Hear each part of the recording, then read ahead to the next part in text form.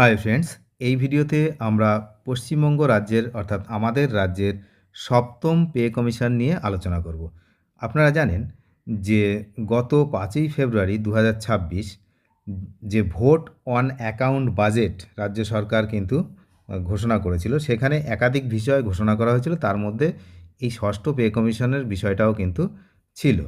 যে ষষ্ঠ পে কমিশনের যে সময়সীমা সেটা কিন্তু শেষ হয়ে গেছে 31শে ডিসেম্বর 2025 এবং পরবর্তী সময় 1লা জানুয়ারি 2026 থেকেই কিন্তু সপ্তম যে বেতন কমিশন সেটা কার্যকাল সেটা শুরু হওয়ার কথা আছে।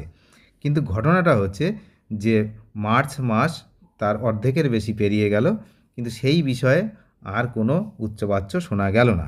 এবং সবচেয়ে যে বিষয়টা এই মুহূর্তে যে বিধানসভা নির্বাচন আগামীতে রয়েছে এবং তার জন্যই কিন্তু এখন নির্বাচনী যে আচরণবিধি অর্থাৎ মডেল কোড অফ কন্ডাক্ট সেটা কিন্তু কার্যকর হয়ে গেছে। তো এই জন্য কিন্তু এখন এই যে কমিটি গঠন করার যে কথা ছিল, এই ষষ্ঠ পে কমিশনের পরে যে সপ্তম পে কমিশন গঠনের যে কমিটি, সেই কমিটি যে গঠন করার কথা ছিল সেগুলো কিন্তু আটকে গেল। তাহলে আপাতত এই সপ্তম পে কমিশন ভোটের আগে আর তৈরি হবে না, কারণ এই যে বললাম মডেল কোড অফ কন্ডাক্ট চালু হয়ে গেছে, নির্বাচনী আচরণবিধি কার্যকর হয়ে গেছে।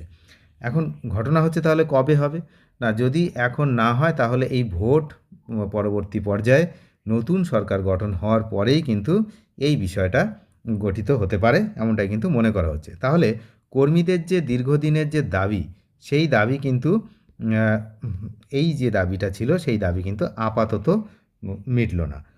কী দাবি ছিল না, অবিলম্বে সপ্তম যে বেতন কমিশনের চেয়ারম্যান ও সদস্যদের নাম ঘোষণা করে সরকারি বিজ্ঞপ্তি প্রকাশ করতে হবে, দ্রুত কমিটি গঠন করে তাদের কাজ শুরু করা, নির্দিষ্ট সময়ের মধ্যে অর্থ দপ্তরের কাছে নতুন বেতন কাঠামোর যে সুপারিশপত্র দেওয়া।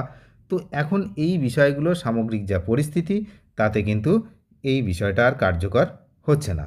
তাহলে সপ্তম পে কমিশন নিয়ে যে আশার আলো দেখা গেছিল সেটা কিন্তু আপাতত এই মুহূর্তে আর নেই। ভোট পরবর্তী সময়ে কিন্তু সেটা যা হওয়ার সেটা হবে, এই মুহূর্তে আর কিছু হবে না। অনেক ধন্যবাদ শেষ পর্যন্ত দেখার জন্য। চ্যানেলে নতুন হলে নিয়মিত আপডেট পেতে অবশ্যই চ্যানেলটিকে সাবস্ক্রাইব করে সঙ্গে থাকবেন। Thank you.